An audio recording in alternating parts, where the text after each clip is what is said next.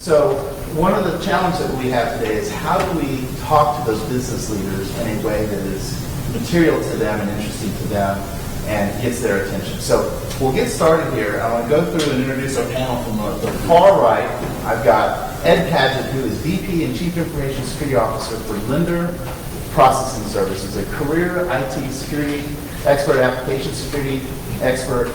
He has multiple certifications, as I think everybody on our stage and on the panel today. Prior to LPS, he was the Corporate Information Security Officer at First American Corporation and served in numerous leadership capacities in the industry. Perhaps most interesting is he's from Southern California and has a computer science degree from University of California at Irvine. So he's an alumnus of our host institution.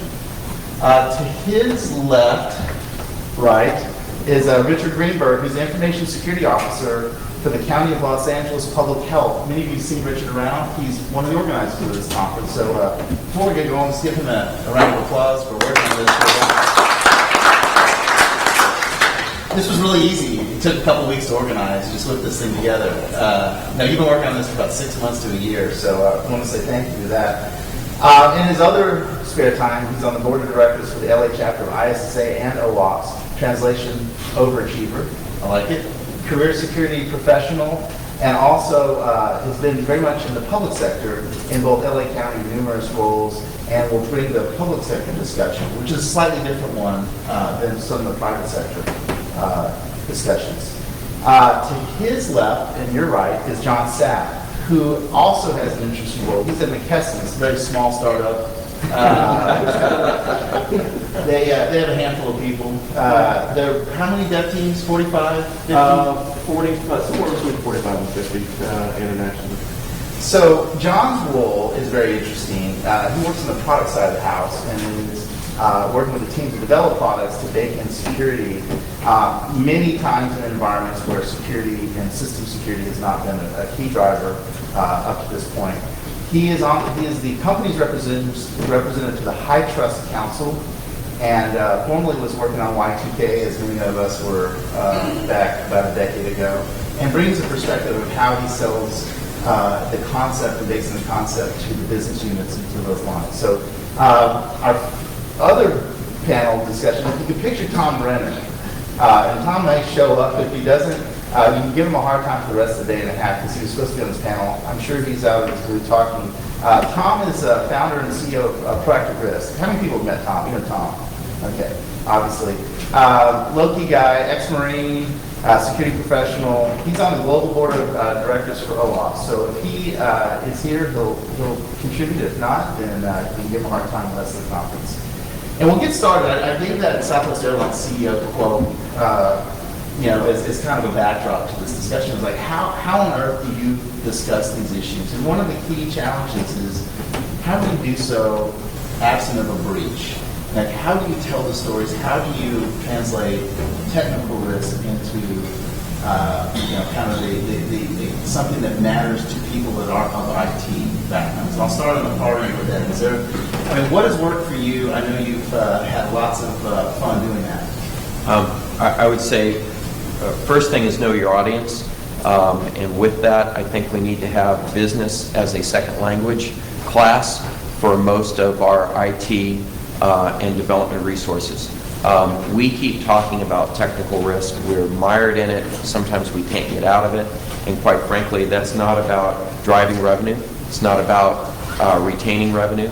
It's not about any of those things that your various stakeholders are looking for. If you're having a conversation with the CEO wants to know that you've taken care of it for the most part. That is why, as a CISO, you're predominantly there is to orchestrate those programs. So now the issue is, what is he focused on? He's focused on stakeholder value. He's focused on market share. He's focused and concerned about reputational risk, but that's part of why you're in place. So I'd say the first thing is business as a second language. A lot of us need to start developing that and recognizing that each of the various other C-levels have their own unique language.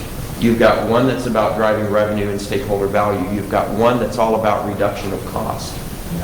those are completely different conversations, and you need to be able to adjust your conversation and your dialogue based on which individual you're talking about, and yet still maintain the integrity of the overall theme that you see behind that the curtains there. And I'll put Tom on the spot. What do you think, Tom? So I agree with what he said. I'm a little concerned. And you'll be happy to know, as an ex-Marine, that most of the questions will be formed in a true-false way. Excellent. So real simple. The Air Force is either up or down. It's not Over there. So for the context, I'm an ex-Air Force guy, and there isn't a day that goes by that I don't give an ex-Marine a hard time in the form of Tom Bennett. So we'll get that. Richard, the question was for the newcomers and for including Tom Brennan.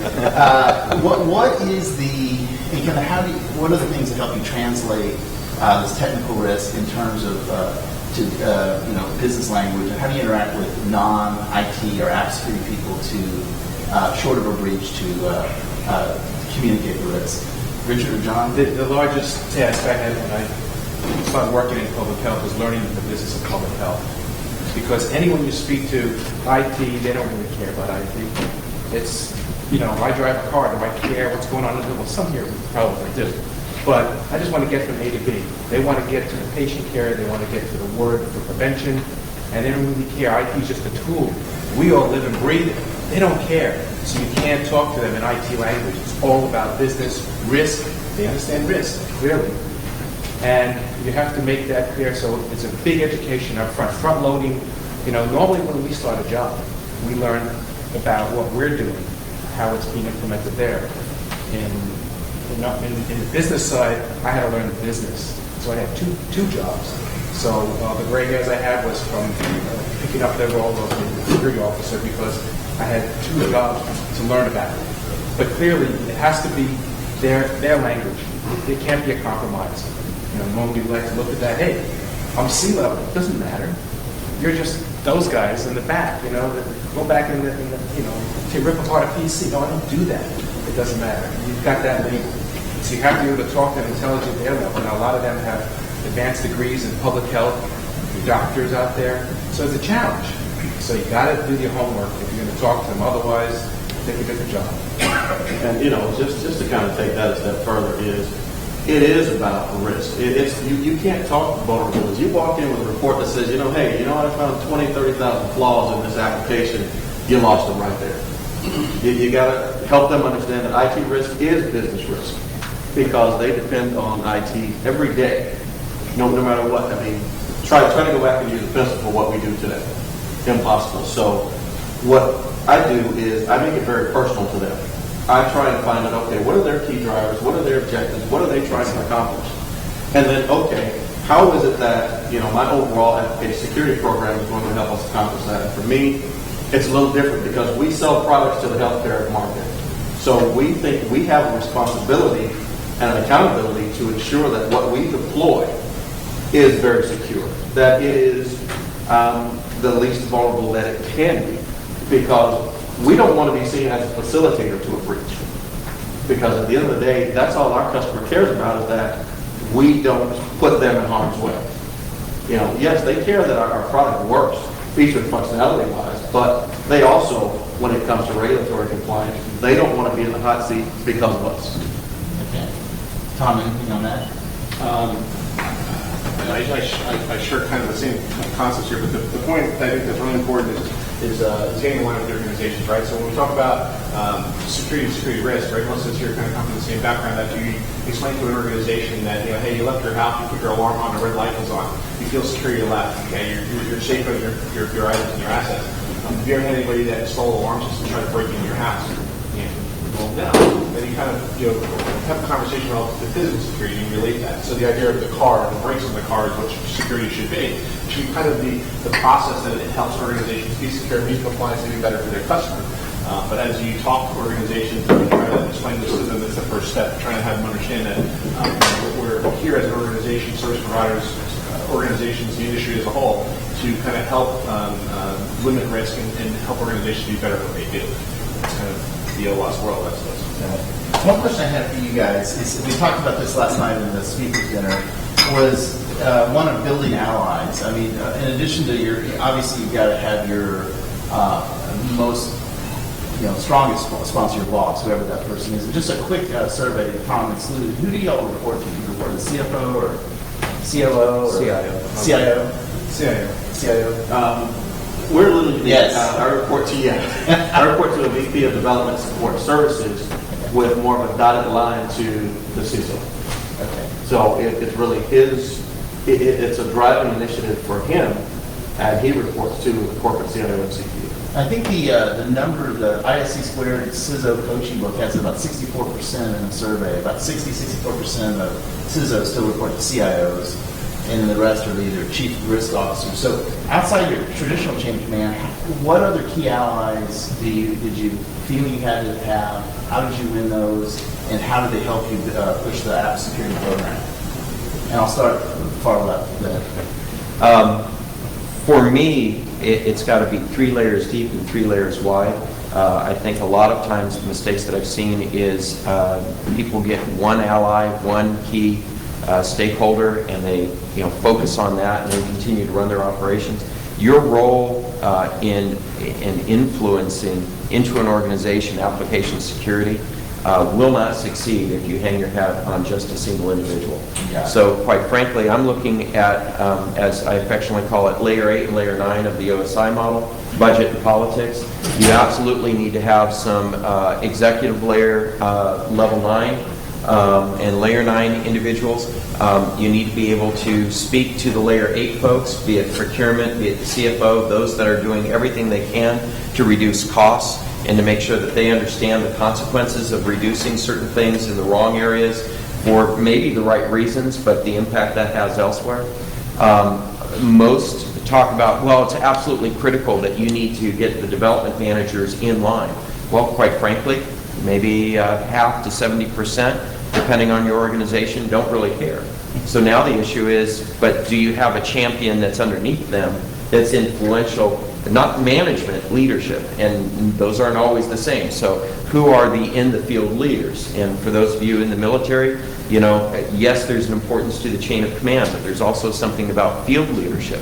And some of what we need to do is the grassroots effort of generating that groundswell to all of a sudden somebody going, politically, it would be advantageous for me to take advantage of this, and then all of a sudden some additional development managers are now on board. Now all of a sudden development managers start looking at each other and going, well, competitively within the organization. So leveraging all of those dynamics, I'm going to go 3 wide and 3 up and 3 down and try to influence as much as I can and not get stuck on that one individual and hope and pin all of my hopes on that individual. Did you have a how? Like, how did you started at one point?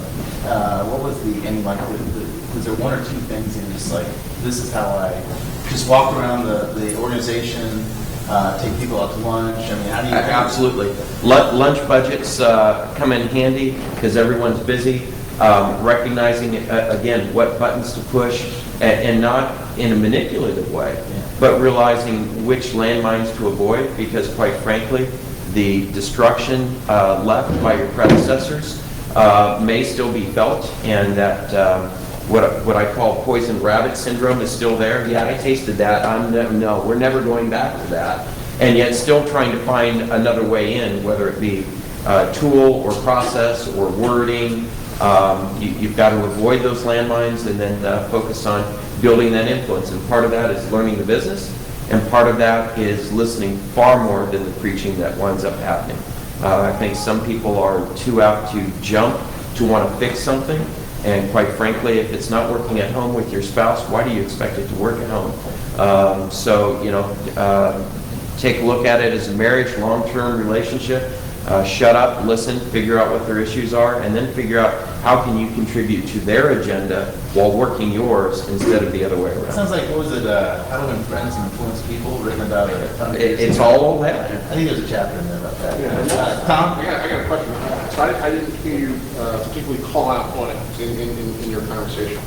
For me, in my past 2 roles, building a relationship with audit, building a relationship with compliance is absolutely been very supportive. But as far as making the tactical advances, I needed to start with those that are actually driving revenue